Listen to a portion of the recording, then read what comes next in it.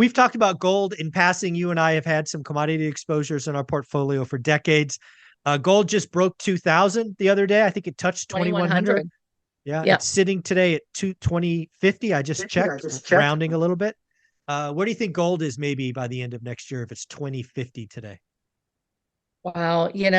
Gold tends to cycle with consumer sentiment where the economy is. So if people think that the economy is going to really tank, gold is a security. If they think that the world is going to go into global recession or the US world reserve currency is a threat, they tend to buy more gold and it goes way up during harder times. So if we see a deep recession, I think gold will continue to really come out and go up.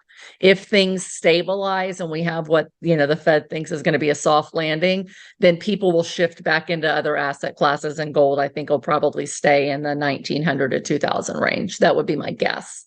Okay. All right. Let me check the S&P. So the S&P 500, we'll call it the stock market, trading today at 4,550, we'll call it. You think the stock market is up or down by the end of next year? Absolutely down. Yeah. No doubt in my mind. Especially when that recession materializes or recessionary enough conditions. Barring a miraculous soft landing, typically the stock market, it's way overvalued. And I'm not a stock market expert, but I study enough because I go in at times in little bits, but it's historically extremely overvalued. And so the stock market experts that I listen to expect about a 30% decrease in the stock Woo! market in There we go. 2024, especially if we hit a deep recession. So I'm going to go with the experts, not that I'm an expert, but I'm going to say I could see it down 20 to 30%. There you go. How about, so I think you said earlier, but I'll ask it explicitly, number of rate cuts next year. Or barring a major recession. I like it. Barring a major recession, I think they cut.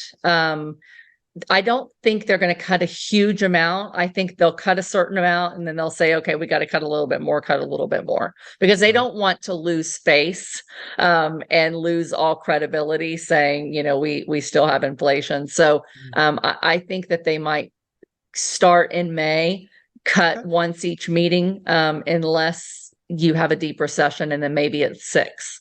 Okay. All right. And then we'll close on home appreciation. Of course, we'll take median homes for the country. What do you think median home prices do all of next year? I'm going to say they stay fairly flat until we have our first rate cut. And then they start to see some acceleration if we're talking about the average, just because people are going to be so excited that rates are coming down. I don't see a massive increase, but I'd say if rates really come down, 1% or 2%, let's say they came down 2%, you might have 2%, 3% home appreciation would be kind of my guess. All right. Well, yeah, I mean, if rates go from 7 to 5, a 2% appreciation would be normal appreciation. That's historically right around the average for housing. My fear, as we talked in a previous videos, we do something 5x that, which not my call, not my hope. I think that would be horrible, but certainly possible. Any other, I guess, 2024 recession, yay or nay? Yes. Yeah, me as well.